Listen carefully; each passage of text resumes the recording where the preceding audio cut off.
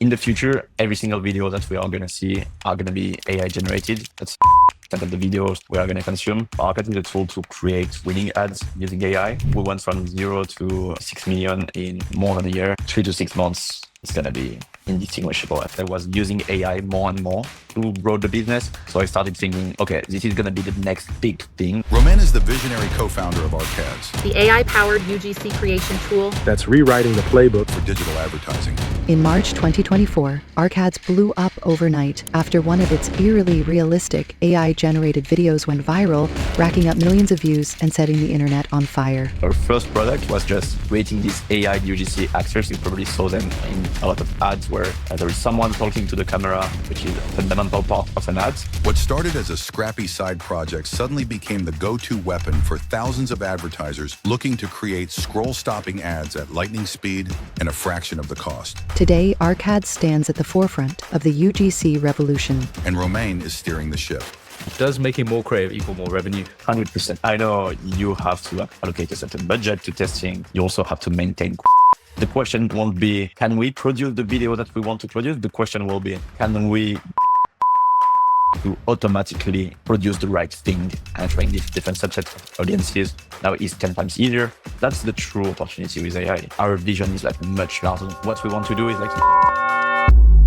So Romain, pleasure to have you on. You're the co-founder of Arcads. It's a tool we've been using ourselves in the agency to make ads for probably over a year now. It's been a super useful tool for us and a pleasure to have you on. Yeah, thank you, Thomas. Great to be here today. Yeah, super interested in like anything related to AI, and the whole movement with like, you know, AI UGC is an interesting one to me. And yeah, why don't you just tell us a little bit about what Arcads is and what it does for people who don't know? Super simple. So Arcad is a tool to create winning ads using AI. Quick background, maybe we were working in performance marketing for the past 10 years with my co-founder. Our most recent product was a mobile app. And you know, when you have a mobile app, it's a consumer product, so it's very competitive. You have to be very, very good at making ads. And the product was growing. We were running a ton of ads. And I realized the more ads I was doing, the more profitable the business. But I also realized I was using AI more and more on a day-to-day basis to grow the business. So I started thinking, okay, this is going to be the next big thing. Like it's going to be much bigger than the apps that we are working on. And it was quite a big app. Like it was 2 million ARR. It was growing fast. We reached that in like 9 months or something. But this felt like a much bigger opportunity. So we decided to sell the business and to start working on this idea of like, how do you help people create winning ads using AI? Our first product was just creating these AI UGC actors. So you probably saw them in a lot of ads where there is someone talking to the camera, which is a fundamental part of an ad.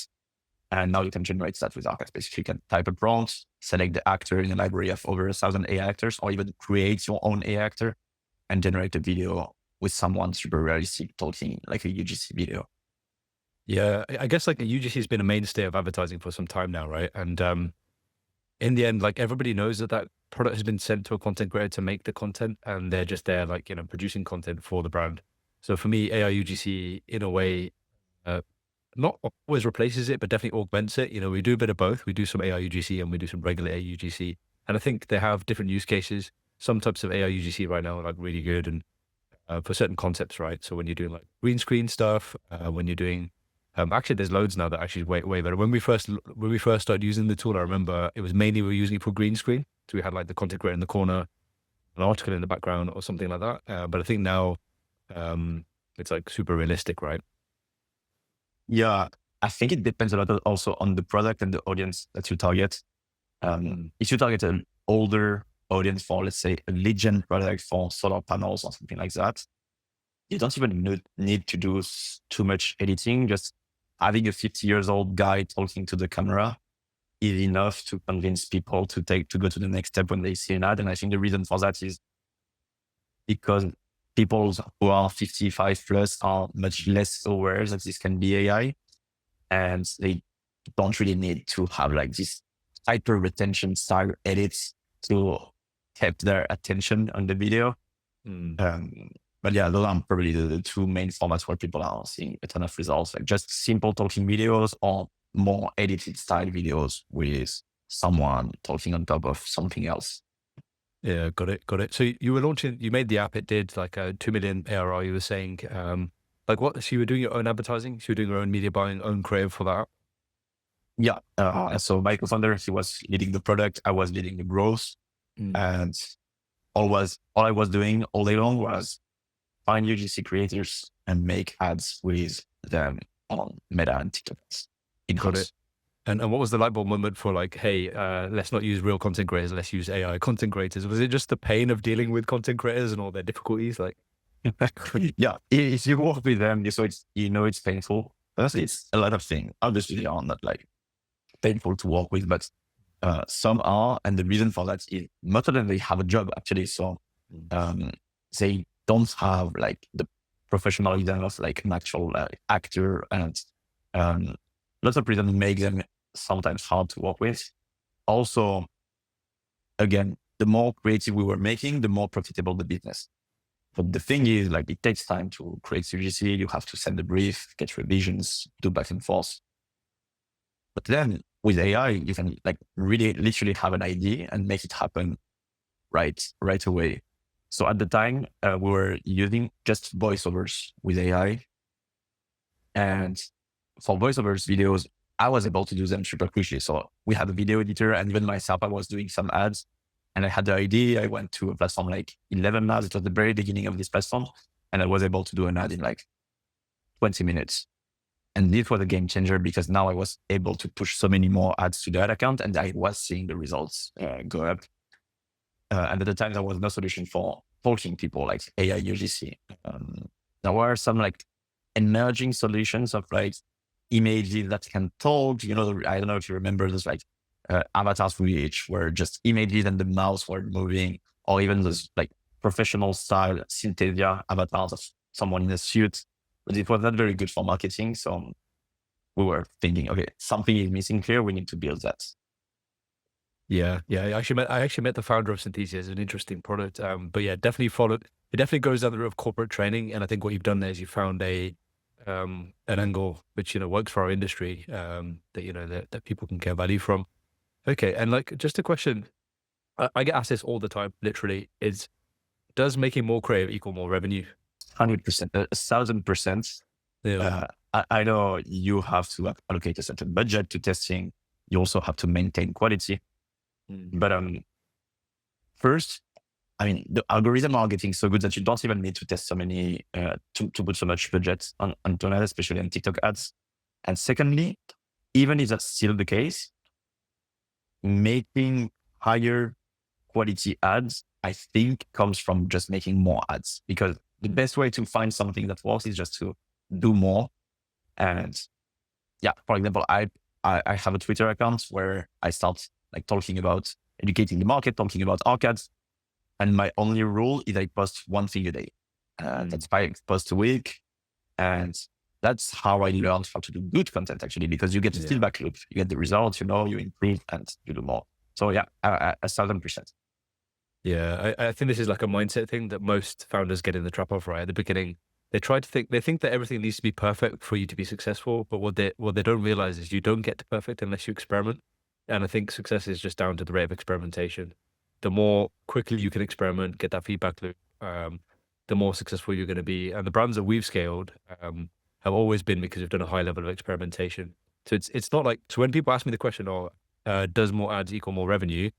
I'd say yes, but there's a nuance to it, right? Because is it causation or correlation, right? And I don't think it's correlation. I think it's more like causation in a way. My take on it is that basically you're doing more tests. So the more times you test, the more learnings you get. Those learnings, if you put them back into the next ads that you then make, you're naturally going to make more revenue. So it's not like, hey, I'm going to launch 1,000 ads tomorrow and I'm going to get like 10 million in revenue or something, right? It doesn't work like that. It's like you have to run sequential tests. So you build something, you launch it, you get the feedback, the learning, you go and do something else. And it's always the thing that you don't think is going to work that ends up working, right? Exactly. Like it's just I used to think I had a gut instinct for these things, but now over time I've like I just think I've accepted that, like, look, just test a lot of different things. You don't know what's going to work. That's why it's so important to automate this creative production and to put systems and processes and even like actual automation in place to create more ads. And this is not like really doable when you are dealing with actual UGC creators. And I think AI is like going to completely disrupt the industry, where you will be able to have this whole feedback loop where you take the data from the ad accounts, you use the data to inform what are the next creative you should be working on. You produce them much faster with AI, with like tools like Arcade, with 11 Labs, with other softwares, with video generation tools for B-roll and stuff. And you put them to the account, and then you learn again, and you have this whole feedback loop. So yeah, 100% volume is what will bring better ideas. And I don't know any other way around, honestly, especially with performance marketing. Yeah, definitely. And I think it's the smaller kind of founder-driven businesses that will naturally take advantage of this stuff first. You know, I speak to some corporates as well. So, you know, we get invited to a lot of Meta events, and I go and speak to people at the events, right? And like these corporates are so scared of all the AI stuff, they won't do it. It's like, oh, legal says we can't do it. So, you know, it's I think they're going to fall behind. And I think all the DTC brands that are, you know, founder-driven are definitely going to be the ones that, you know, take the most advantage of the AI tools. I don't know if have you worked with any big corporates? Or is it mainly just DTC founder-driven brands? Yeah, mainly D2C, medium-sized business. You know, there are a lot of like medium-sized business. They produce a lot of creative, and they have the budget of those corporate brands, but they don't have the team side of those corporate brands. And a lot of them are our clients. We are working also with some corporates, but they have a very different approach to using AI for marketing. For them, AI is not about like producing hundreds of creative. It's more about, I have this idea for a creative. How can I make it possible to produce it in a more efficient way?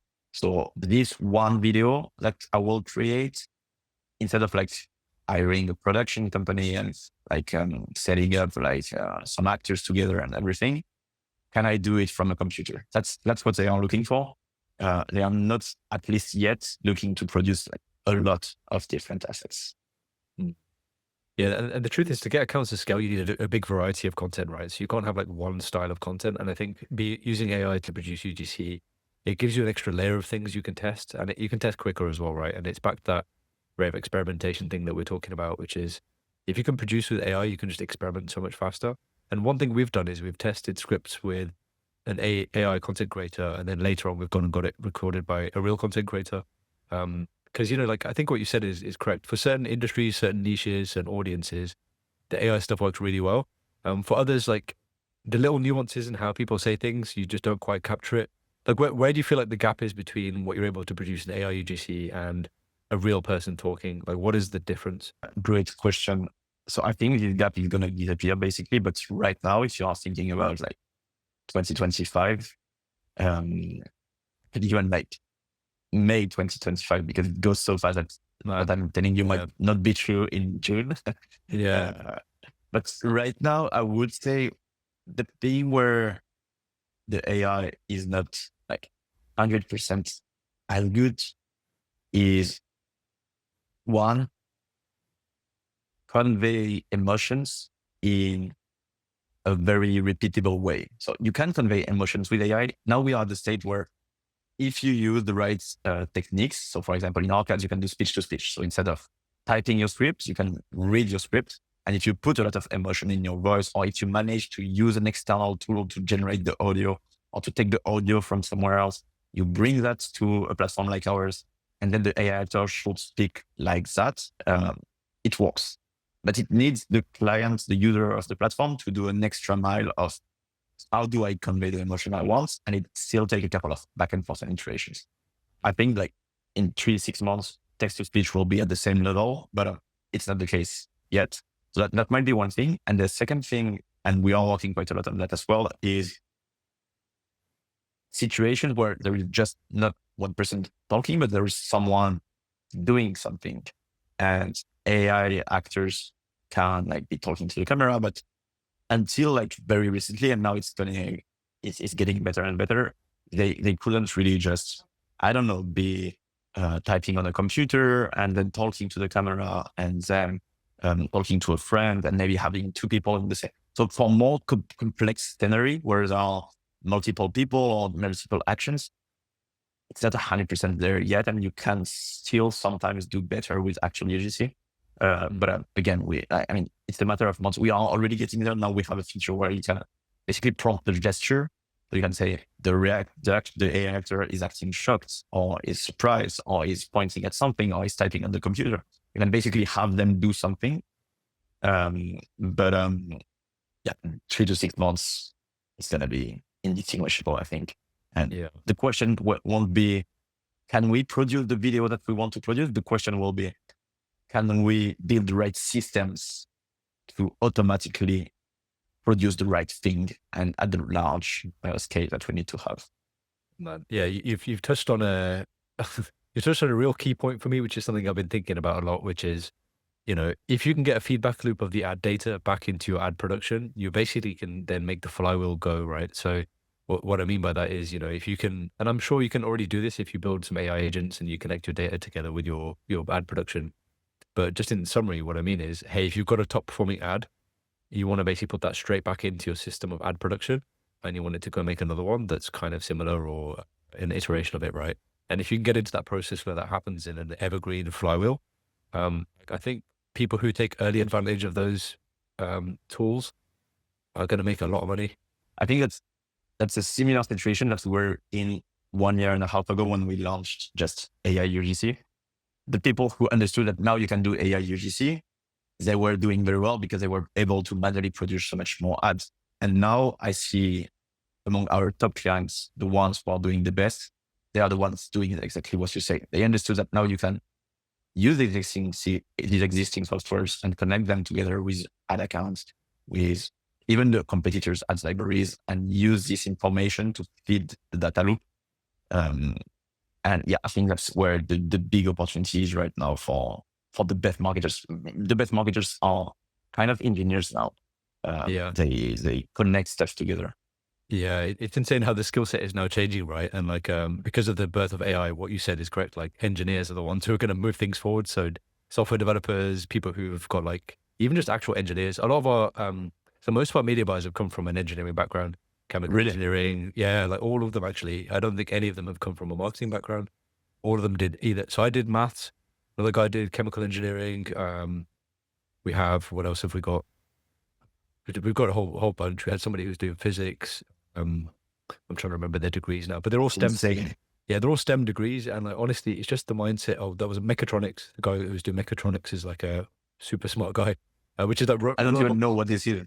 Oh, it's like the engineering of robots. But I'll say like, if people are hiring media buyers or want to train them up, just get somebody who's an engineer, STEM grad, right? So someone who's done science, technology, engineering, maths, software developer.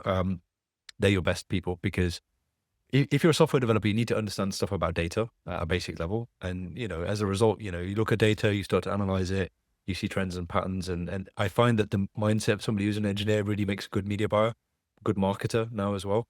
And so, like, to your point, yeah, I totally agree that the skill set is changing for marketing, and it's attracting people who are not traditionally marketing, right?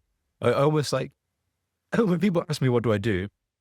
And I say, oh, I'm in digital marketing, I feel like I'm kind of underselling myself a little bit, because they have some different image in their mind of what it is. I consider it as an engineering job. I feel like it's like, hey, I'm engineering process, I'm engineering feedback loop, I'm analyzing data, figuring out what to do next, and I'm instructing the next action. So yeah, I very much like think about it as like an engineering job. And it sounds like you feel the same. Yeah, I think like the most beautiful companies of the world are always at this connection and intersection between creativity and technology. So think about a company like Apple with the iPhone, and even the Mac, they were the first ones to connect those two worlds together. And this is probably one of the best companies in the world. And that's what gets me so excited about this stuff. This stuff. Like, I think like performance marketing is going to be really a reflection of this idea that when you bring together creativity and technology, you can create something like really, really insane.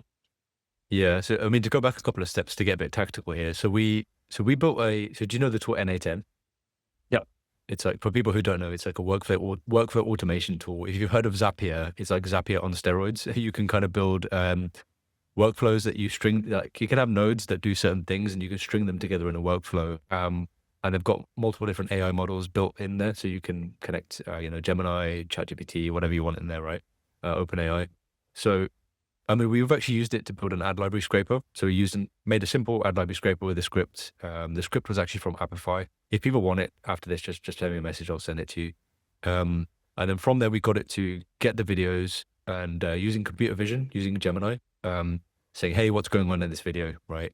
Describe to me what's happening at the start, the middle, at the end, and give me the summary of what's happening in the hook. Give me the transcript and how many days has the ad been running. So we got this all into a sheet. And the whole idea now is we're going to use that to then do ad production. So in my head, I'm actually thinking, okay, if I could connect that into ArcAds and be like, here's the top ad, put it back into ArcAds and produce. But I think what will happen is like, you can't be lazy with it. It's not like you can say, oh, here's all my data and here's ArcAds to go make ads. You've still got to prompt it in a certain way, which is going to create, amplify your efforts, right? But back to the original point, like we want to get in the situation where we're creating flywheels around certain ad concepts. So where you've got an ad concept that you know that works, and then you're able to reproduce that particular concept again and again through certain prompting or through certain steps in the process. I don't think you can have, well, at least for now, I know that Mark Zuckerberg is talking about completely automating the whole process, but at least for now, I don't think you can just plug in a product and be like, hey, make me ads and it's going to print money. It's more like, hey, make me this ad concept and make it on repeat. And there's certain ad concepts that can scale that will win on repeat, but not all of them, right? And it's just about finding those pockets. That's how I look at the problem. No, 100%. I think that's where we are right now. Probably we'll get there where it's going to be fully automated soon, in 12 to 18 months, maybe. But right now, people who are really crushing it, they are doing it exactly what you're saying. They are using either NA10, and actually our API is available in NA10. People are connecting the generation part at the end of the workflow to these workflows that you are mentioning, and people are doing crazy workflows right there. Maybe we should cover some of them at some point, but in more details. But Gumloop is another one. It's very similar to NA10. I personally really like Gumloop, and I think that the team is like very strong as well. But basically, now if you are not doing this kind of stuff in your marketing agency, consumer products, and you are running ads at a certain scale without doing that, I think you are really missing out. And that's by the way, that applies to every single part of the business. I assume you also use NA10 for other stuff than actual ad, maybe to run your company, maybe to proceed invoices, to automate some parts of the repetitive tasks that you have in the day-to-day. Like, this is a no-brainer. That's how you build a company now. That's AI is here. Yeah. Again, I want to get tactical and let's jump into that. So when you said that there's NA10 workflows or automated workflows that people are using that are crushing, like what do you see that's working? Like what kind of flows that people build that you see working really well?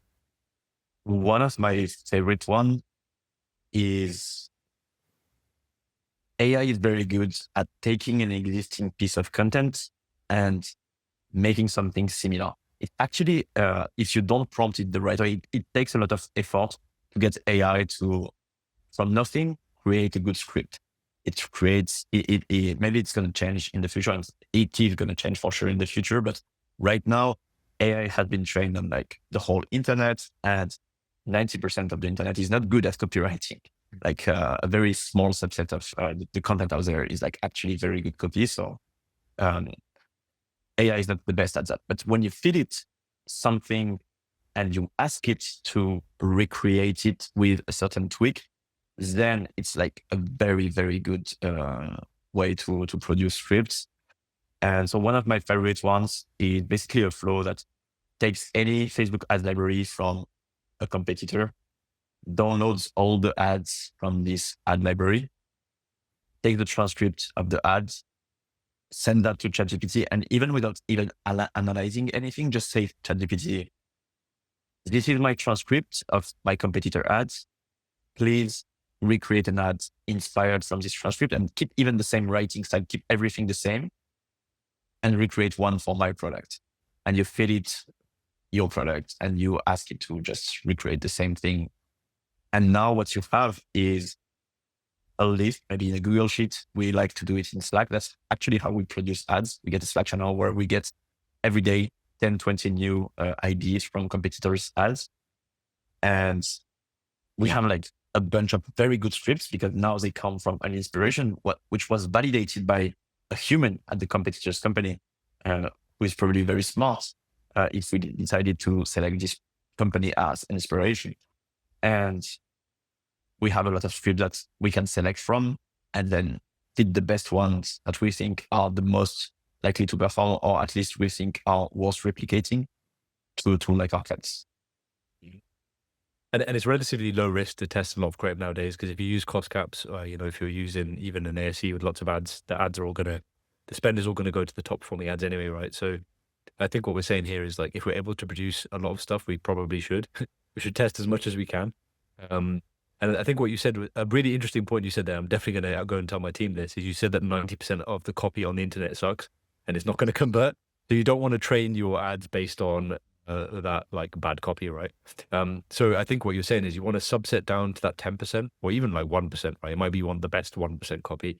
And what you're saying is you're going to fetch that 1% copy from your competitors, because a human being who's smart, already written it, you want to try and use that as inspiration.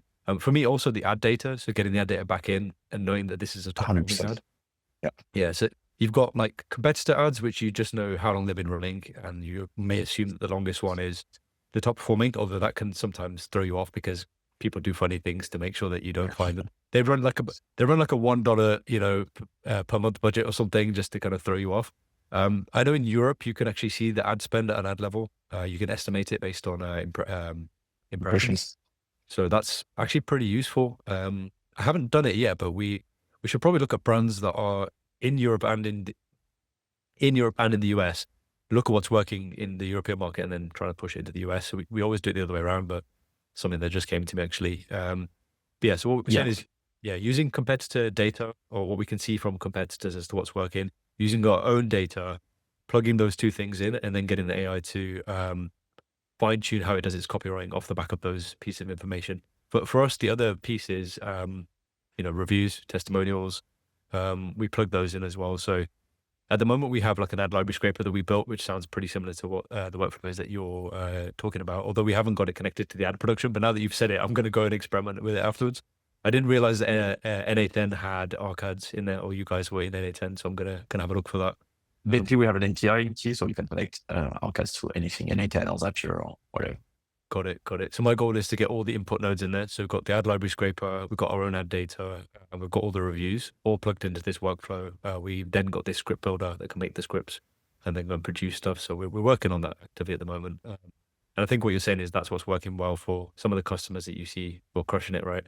Yeah, it's working for a lot of customers. And I can also give you some examples of customers who are crushing it.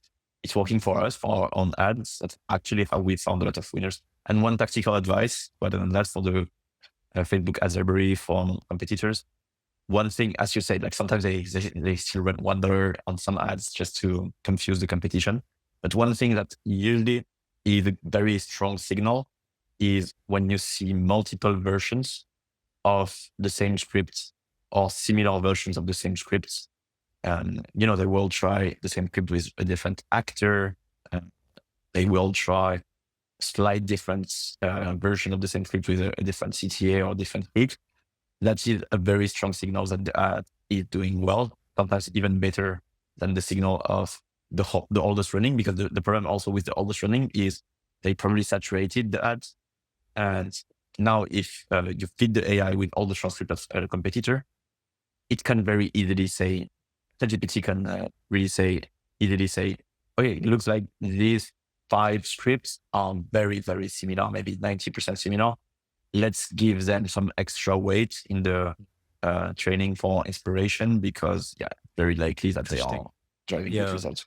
So I'm just thinking about the prompt in my head there. So is it a case of you kind of explaining to ChatGPT what ad library does, and then you're saying, hey, this is what ad library does, and off that, go and figure out yourself what you think is the top performing ad, and it may decide it's the longest running, it may decide it's the frequency of which the copy is used, or if using Gemini, you can figure out the frequency at which a visual is used as well, right?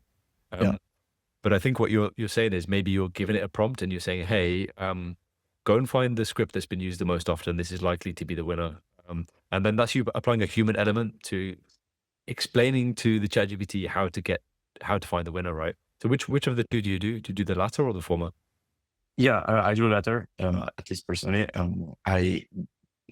I am very precise. It's actually not like a full AI agent that thinks by itself. It's like basically I feed a ton of videos to ChatGPT. I weight the video and I say this one is more likely to perform. And then I do one-on-one. Like I don't want AI to take like 5 videos and try to think about a new idea from these 5 videos.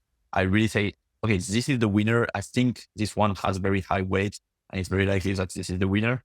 Just from this one script, produce another script. And this is where I found AI to be the best. At like being consistent with the topic and the writing style and keeping everything very similar.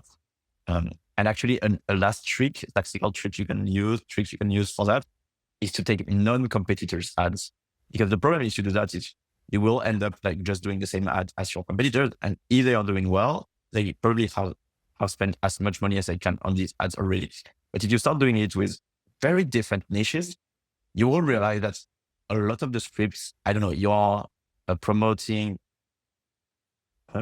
sleep products to help you sleep better, but you feed the AI with a weight loss script, you will realize that the copywriting principle of this winning ads might apply to the sleep product and yet not be saturated in the sleep industry, because like the competitors haven't like yet copied each other.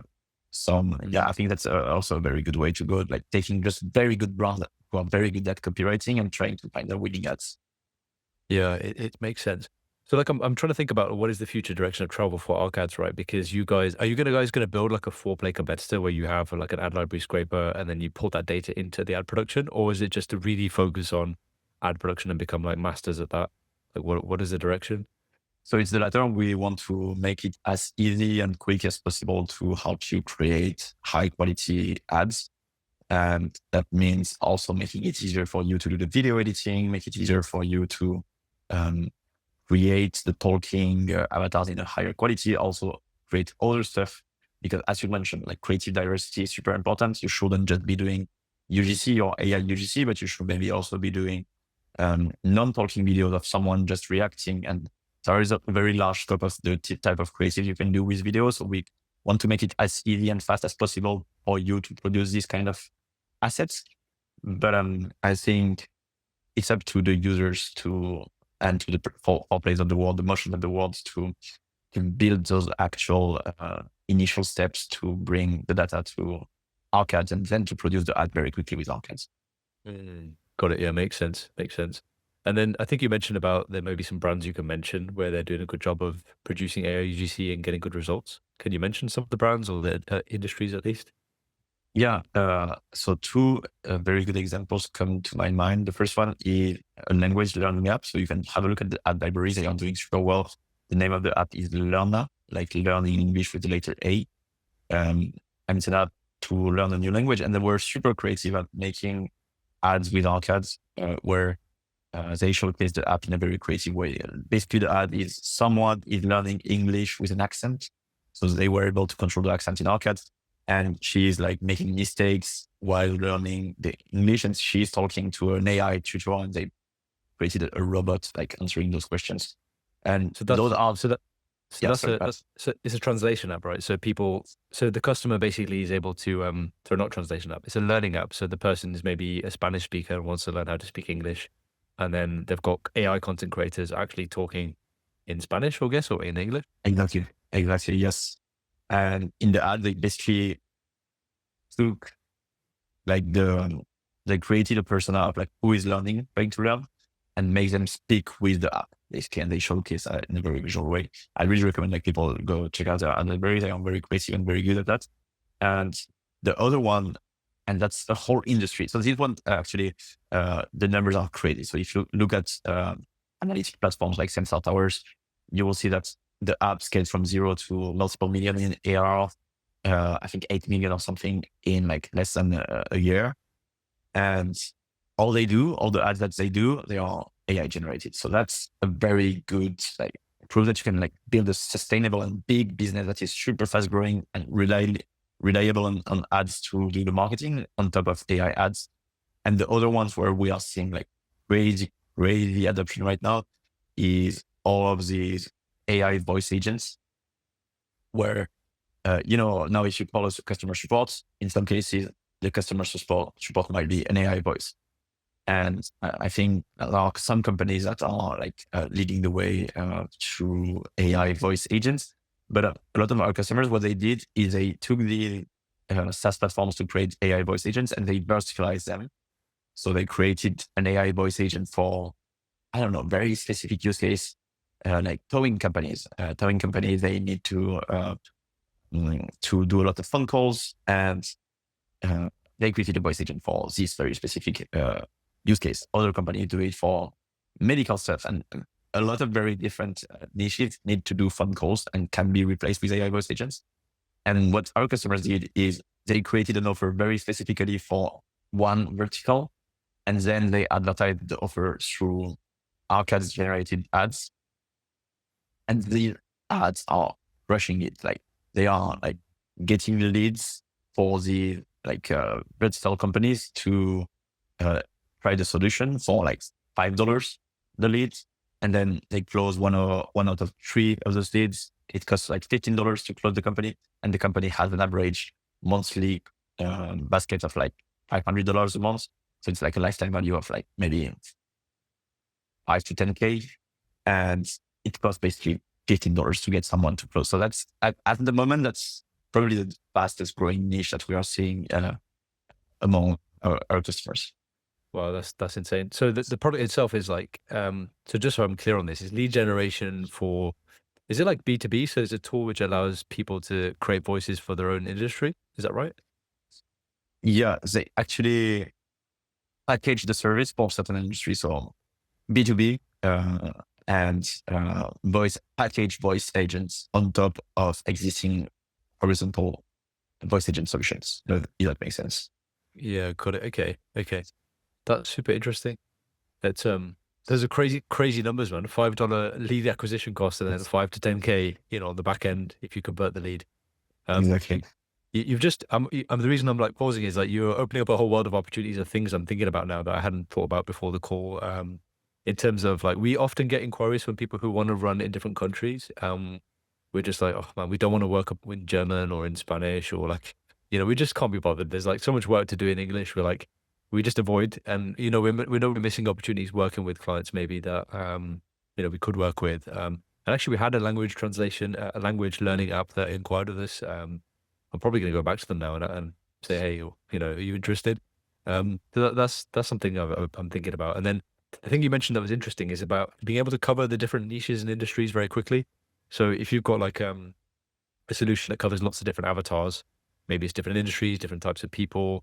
I think if you're using AI, you can cover those way quicker, right? And you can test verticals a lot quicker as well.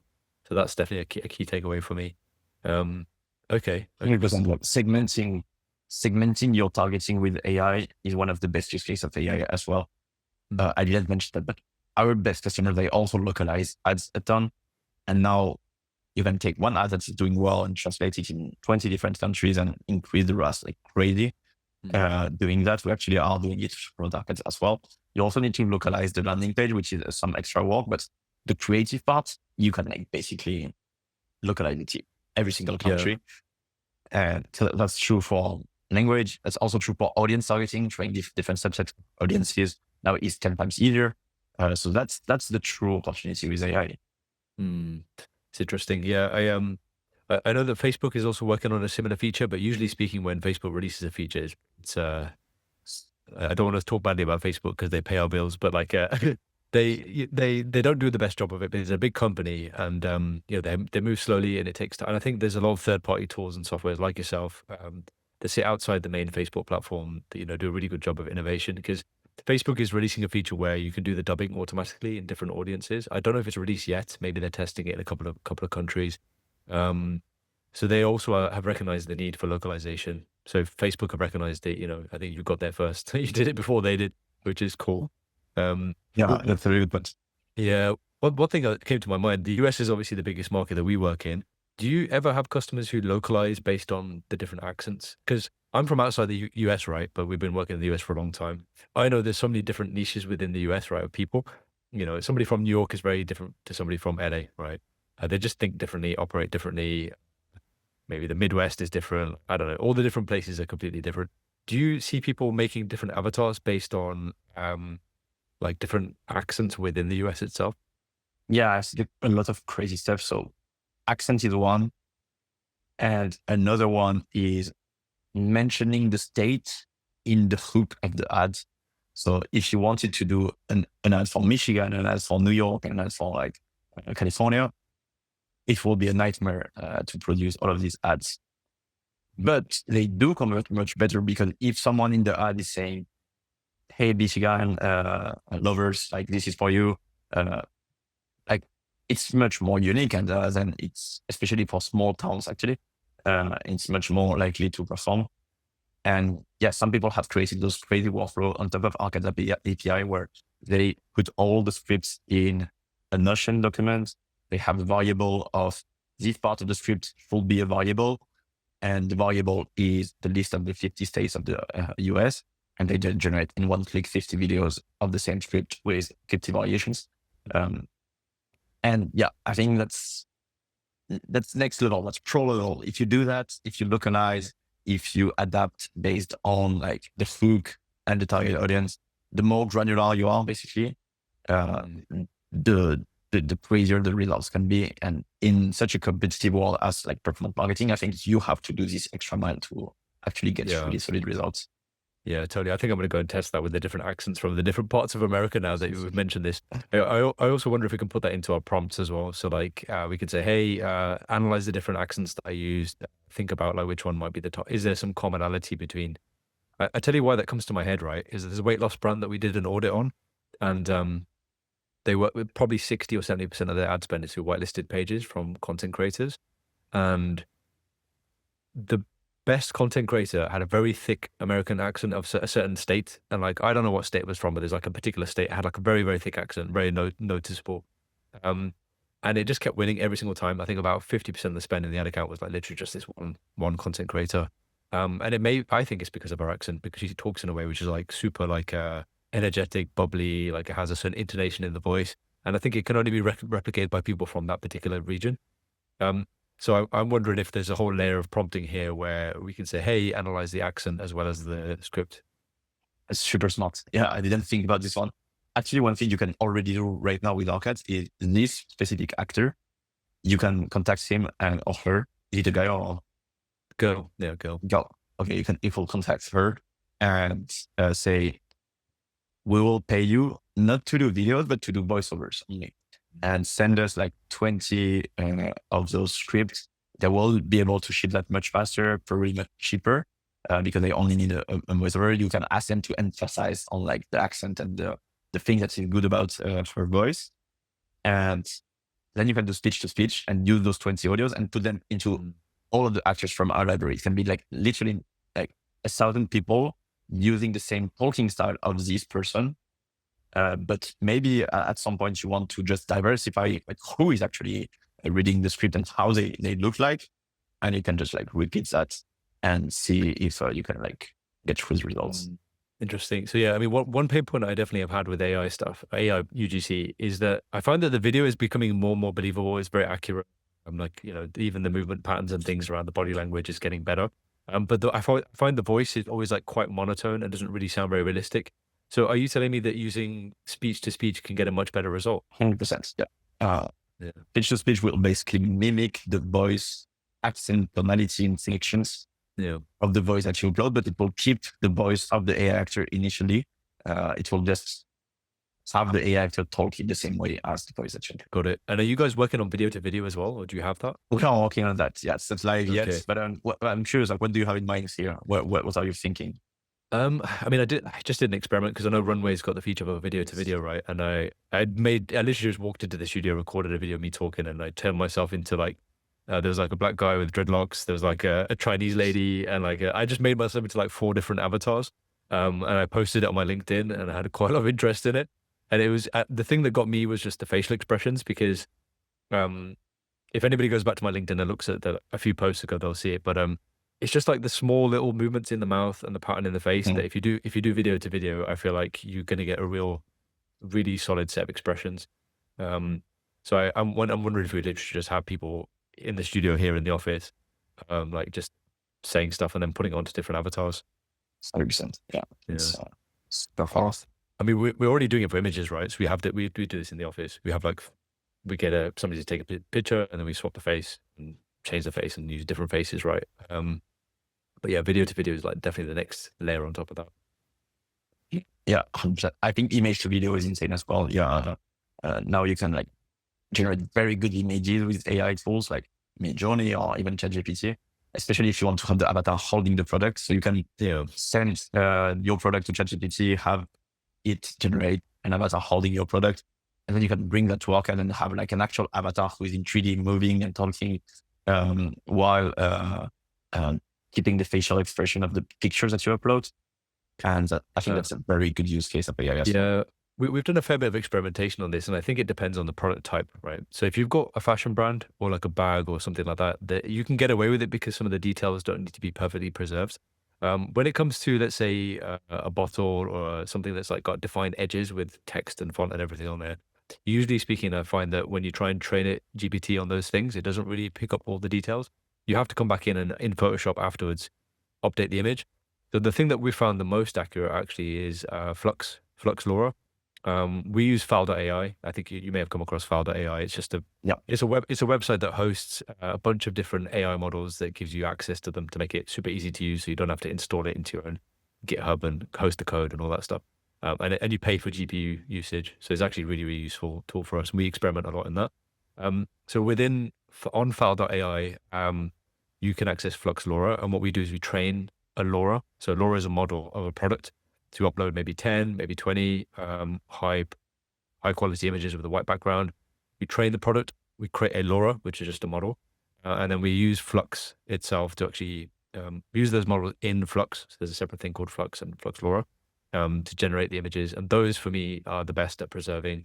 And another one we use also is IC Light. If anyone's in there, just jump in and type in IC Light. That's really good at creating the shadows in a believable way. So that when you have a product and it's in a certain lighting situation, the shadows come out really good. So I definitely recommend, IC Light, Flux, and then maybe plug them into Arcads. I find GPT's okay.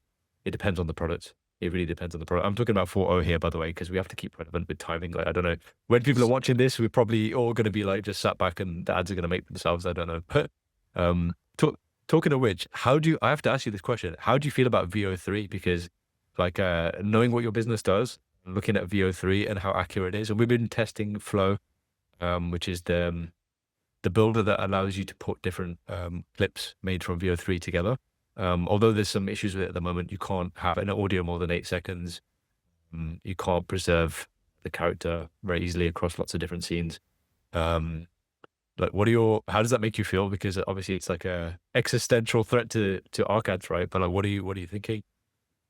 Yeah. So I think AI is going to be better and better. So we can assume that in like 6 to 12 months, like the limitations that you mentioned of VO are going to be gone, and everything you want to do with AI, you're going to be able to do. Now the question will be, how do we build the best platform to help you create in the most efficient way possible with the best UX, with also the best features to go from ID to ads to then video edited with like your products integrated with like the editing done, the captions done. And initially our product was just AI avatar talking, but our vision is like much larger than that.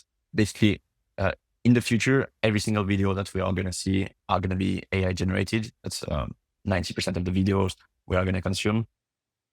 What we want to do is like, if you see an ad, like a Facebook ad or TikTok ad, it's going to be created with Arcads. And we are going to integrate all of these tools together to make it as fast and efficient as possible for you to create this. Amazing. So basically what you're saying is Arcads will always be a front end that is designed around the needs of the marketer. You may power it with different models. You may even use VO3 at some point in time to actually power it. But you're keeping an eye on what is the best model to actually then power Arcads in the front. And I guess you have multiple different models running Arcads. Yeah, exactly. We build some stuff in-house. We use some existing models. Yeah, amazing. It's interesting to hear the direction that you guys are taking. So, I mean, just going back a few steps, I want to know the kind of like the acceleration and success of Arcads. And I know you mentioned on some of your LinkedIn posts, like how quickly you guys accelerate, because for me, that is a real telltale sign that it's working, because people wouldn't spend money on your software unless they were making money, right? Like we have like over 100 different software subscriptions in our company. So we end up paying for stuff that we don't use, but I'd hope people are using their software subscriptions. But I know, yeah, so people are making money from ARC ads for sure because you guys are scaling. So like, just talk me through like how quickly it went viral at the beginning. So basically we went from 0 to 6 million ARR in a little bit more than a year. I think it took us 1 year to go to 2 million, and then a couple of months to go from 2 to 5, and then 1 month to go from 5 to 6. So it's been kind of crazy ride. It's just the beginning. AI generation is going to be like this, like $10 trillion market or something. Like AI video generation is probably one of the biggest markets in the world, because in a world where AI is replacing a lot of the stuff that we do, we are going to spend a lot of time consuming content, and a lot of this content is going to be AI generated. But again, yeah, we are going to make sure that if this content is an ad, it has to be done with Arcade. Yeah, got it. I remember there was that one girl who went viral on Twitter, and I think that's what kicked you guys off, right? Yeah, that was one of the virality moments. We had multiples, but that was a big virality moment of Arcade. At the time, the tool was not even publicly live. We onboarded a couple of clients in private beta, and we had like this one person who had like 100 followers on Twitter just post a video about Arcade, and we didn't even know her, but the video like ended up going crazy viral. It was on national TV in the US, in Japan, on all social media. It was like a crazy virality moment. Everything like crashed, and we actually had to rebuild a significant part of the product at this time. I don't know if you were using it already at the time, or it was after that you discovered this. But the site went down actually for a couple of weeks because we had to rebuild a very significant part of the infrastructure to make it work, like at the foundational and model level. So yeah, it's actually been a very good moment, but also a very bad moment because our growth was already kicking off before the virality, but we had to shut down everything and refund everyone for almost a month at the time. Wow. Well, yeah, I remember we signed up around that time. So we saw the girl. I don't know what her name. What's her name? Can you mention her name? The name of the yeah, I can't remember the name, but at Bets, it was Bets, I think. Bets. Yeah, that's it. So I think we saw her on Twitter and we were like straight into the platform to sign up, and we've been a customer since. You know, I think that was like the viral moment that we jumped onto. Nice. You mentioned something earlier about running the company using AI agents, and you said how you've got like a super lean team, and I think there's some relevance to the backdrop that you've got there with San Francisco, right? And you talked about trying to keep a very lean team, small team, you know, not bloat the team size. And that's definitely something that I believe in as well. You want to improve efficiency of each team member before you add more team members, because adding each team member on top actually decreases efficiency. It's not like adding another person makes you like, no, going from 10 to 11 people doesn't make you 10% more efficient. Like it actually creates, what's the opposite of efficiency? Inefficiencies. So you need to actually work on making each person more efficient before you add more people to the process. Now, this brings us on to like a key thing really, which is the making of AI agents and getting them to do different things inside the company to operate your business. So just give me some examples of things that you are using, because I know you have a super lean team. I know you moved into San Francisco because you're going all in on product development, but I know you're keeping the team super lean as well. So talk to me about how you're doing that. Yeah, I actually love your framework about making people more efficient before hiring the next person. And I'm curious, when do you stop? Like, when do you say, okay, I think this person is efficient enough now that I can start hiring the next one? Honestly, the simplest metric that we look at is gross profit per head count. The reason we don't look at net profit per head count is because we have a bunch of investment projects that are going on, which we're trying to use to move the business forward, right?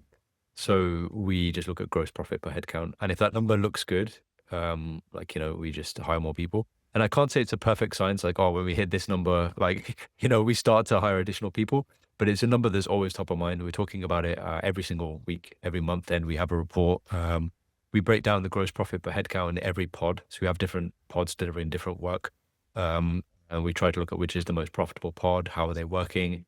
Is it because the brands we're working on are more efficient? Is it a process that's different? So yeah, we look at that as like the North Star metric, the golden metric.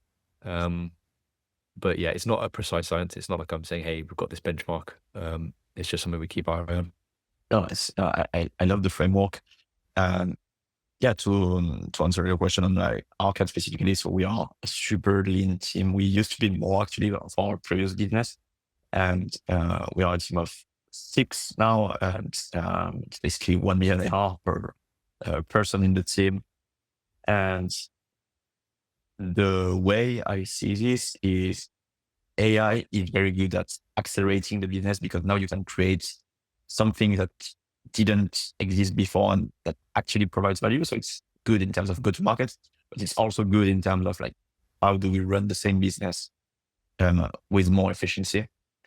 And every single time we are working on a new task, we can either completely have it done by AI, or have the person who is supposed to be doing this task do more and be more efficient. So let's say you want to do SEO, for example.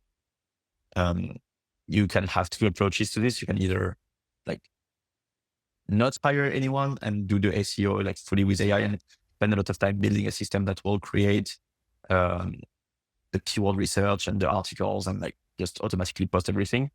That's like the ideal situation. If you can have the level of quality that is acceptable to you, then you should do that.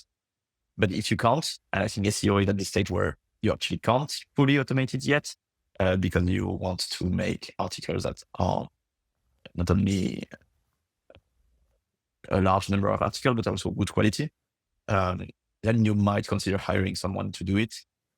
But this person will be able to produce 10 times more what they would have produced. And then you can have this like gross income per employee that is much, much higher, because you can have them like be empowered by AI, and you should, as a business owner, make sure that every single task that is done by your employees is, and by yourself, is like empowered by AI as much as possible.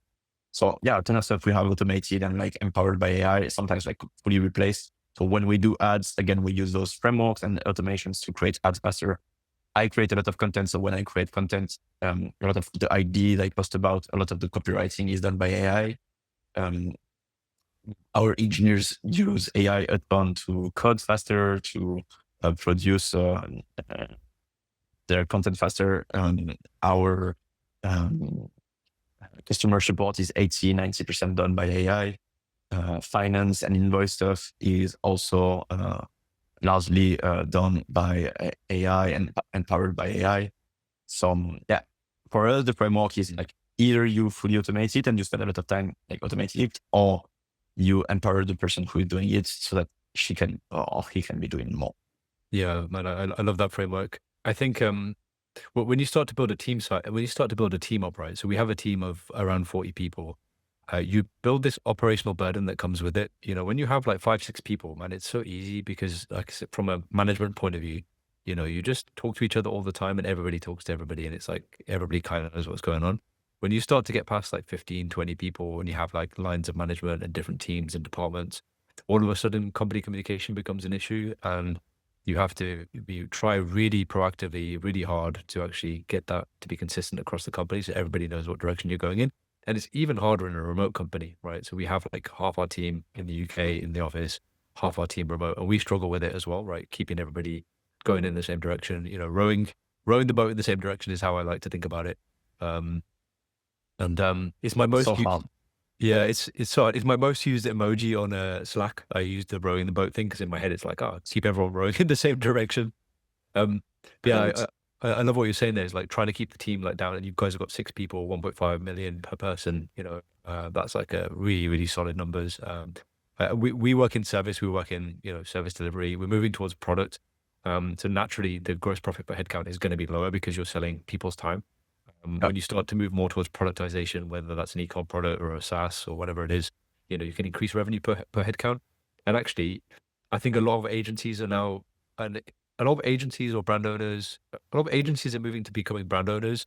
A lot of agencies are moving towards SaaS and marketing technology. And that's the route we've ended up going down as well, just because we're trying to increase that efficiency. And having a big team size is great for telling people at dinner parties, because like the first question they always ask you, it's a very indirect way of asking how much money you're making, because everybody wants to know how everyone's doing, right? So they're like, they'll say to you, oh, like, oh, how's business? Oh, like, how big? They'll just indirectly ask you, like, how many people in your team? Or how many people you got now? And in my head, I'm like, dude, I know you're just asking me how much money I'm making so that you can like benchmark benchmark yourself against me so that you can figure out, okay, do I need to figure something else out? These are survival instincts, right? We're all chimps at the end of the day, and we're all just trying to see, who's got the more resources. But I find it quite a funny question now, because maybe 3-4 years ago, my thinking was like, oh yeah, team size is like an interesting thing, and it's an important metric, but it's just an ego metric. It means literally nothing. I literally do not care. If you talk to me about gross profit per headcount, I'm going to be far more impressed than. But that's not a very good thing to ask at a dinner party. You can't go up to somebody and say, "Oh, by the way, what's your gross profit per headcount right now?" It's going to be a bit awkward, right? It's a bit too direct. So yeah, it's funny how people benchmark the wrong things in business, and I think gross profit per headcount is like a really, really good, for me at least, it's a very good metric to look at, because it tells the sign of efficiency. Which leads me to like a final question I want to ask you. So a trend at the moment that's going viral everywhere. I see everybody, it's insane. Like, what would win in a fight between one gorilla and 100 human beings? I don't know if you saw the thing, right? But there's lots of simulation videos online, and I think it's just a proper funny thing, right? It keeps coming up in my algorithm. Maybe I'm just like a bit strange, and that's why it keeps targeting me with this same thing. So I've been thinking about this the last few days. I was speaking to my coach, my personal trainer, about this as well. Like, oh, what would win in a fight between? And we've had like all debates about it. Anyway, I want to mix up the question. I want to ask you, what would win in marketing, in e-commerce? A single top 1% engineer, so a software engineer, or 100 top 10% marketers? No, that's a great question. I think that, yeah, the one who will win will be the single engineer, 100%. He will be able to produce so much more content if he's like top 1% really than the 100 average creator. So again, that's a very good question, because it still comes back to what we were saying at the beginning. But getting like results is about quantity and quality, and quantity brings quality.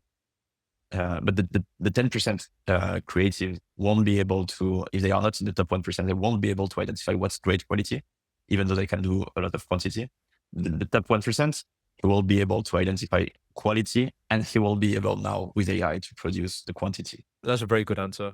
I agree with you. I'm on the same page, and to kind of end it out here. One of the guys on my team said to me, is like one of our leaders in the creative team.